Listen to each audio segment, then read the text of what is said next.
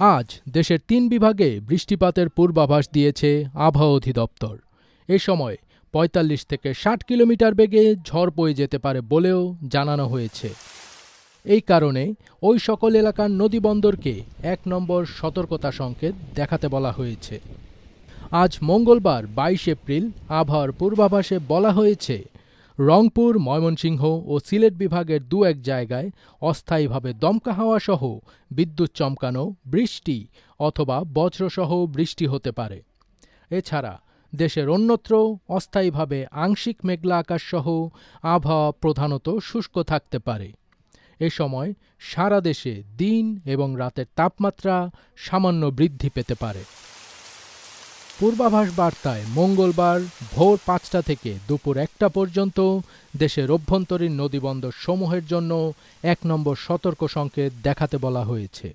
আবহাওয়ার আরেক পূর্বাভাস বার্তায় বলা হয়েছে, রংপুর, ময়মনসিংহ এবং সিলেট অঞ্চলসমূহের উপর দিয়ে পশ্চিম উত্তর পশ্চিম দিক থেকে ঘণ্টায় ৪৫ থেকে ৬০ কিলোমিটার বেগে অস্থায়ীভাবে দমকা অথবা ঝোড়ো হাওয়াসহ বৃষ্টি অথবা বজ্রসহ বৃষ্টি হতে পারে। এসব এলাকার নদীসমূহকে ১ নম্বর সতর্ক সংকেত দেখাতে বলা হয়েছে। এই একই পরিস্থিতি বিরাজ করতে পারে বুধবারও। এদিনও রংপুর, ময়মনসিংহ ও সিলেট বিভাগের দু-এক জায়গায় অস্থায়ীভাবে দমকা হাওয়াসহ বিদ্যুৎ চমকানো, বৃষ্টি অথবা বজ্রসহ বৃষ্টি হতে পারে। এছাড়া দেশের অন্যত্র অস্থায়ীভাবে আংশিক মেঘলা আকাশসহ আবহাওয়া প্রধানত শুষ্ক থাকতে পারে। এদিন সারা দেশে দিন এবং রাতের তাপমাত্রা প্রায় অপরিবর্তিত থাকতে পারে। বৃহস্পতিবার বৃষ্টি হতে পারে ঢাকা, ময়মনসিংহ ও সিলেট বিভাগের দু-এক জায়গায়। অস্থায়ীভাবে দমকা হাওয়াসহ বিদ্যুৎ চমকানো, বৃষ্টি অথবা বজ্রসহ বৃষ্টিও হতে পারে। এছাড়া দেশের অন্যত্র অস্থায়ীভাবে আংশিক মেঘলা আকাশসহ আবহাওয়া প্রধানত শুষ্ক থাকবে।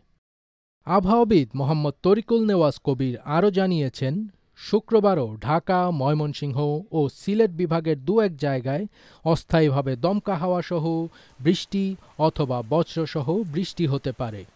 এছাড়া দেশের অন্যত্র অস্থায়ীভাবে আংশিক মেঘলা আকাশসহ আবহাওয়া প্রধানত শুষ্ক থাকতে পারে।